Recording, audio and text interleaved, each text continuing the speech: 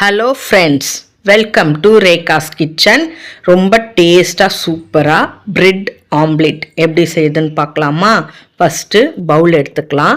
இப்போ நான் 4 முட்டையை உடச்சி ஊற்றிக்க போகிறேன். இப்போ ஒன்றா ஃபஸ்ட்டு முட்டையை உடச்சி ஊற்றிக்கலாம். 2வது முட்டையும் அதே போல் உடச்சி ஊற்றிக்கினேன். 3வது முட்டையும் அதே போல் உடச்சி ஊற்றிக்கிறேன். 4வது முட்டையை நம்ம உடச்சி ஊற்றிக்கலாம்.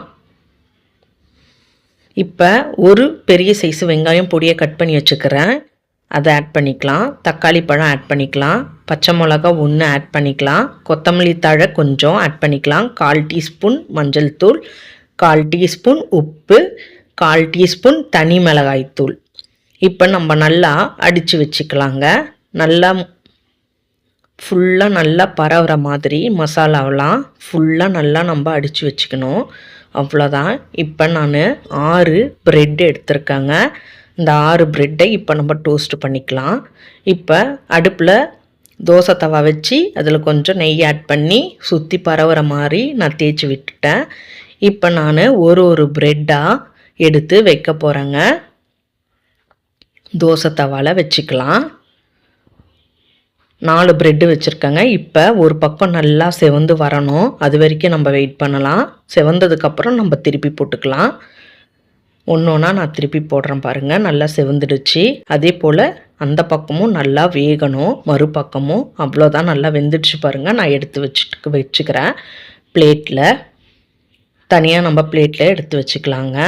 எல்லா ப்ரெட்டையும் அதே போல் நம்ம எடுத்து வச்சுக்கலாம். இப்போ மறுபடியும் தோசை தவாவில் கொஞ்சோண்டு நெய் ஆட் பண்ணி நம்ம நல்லா ஸ்ப்ரெட் பண்ணி விட்டுட்டு அதுக்கப்புறம் நம்ம முட்டை கலவையை கொஞ்சமாக அதில் ஆட் பண்ணிக்கலாம். தேவையான அளவு நல்லா ஆட் பண்ணி சுற்றி இந்த மாதிரி ஷேக் பண்ணி சுற்றி விடுங்க.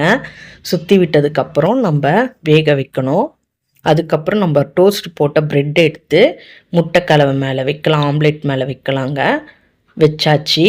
இப்போ நல்லா ஒரு பக்கம் நல்லா வேகணும். வெந்ததுக்கப்புறம் நம்ம இப்போ திருப்பி போட்டுக்கலாம். பாருங்கள், நான் திருப்பி போடுற பாருங்க.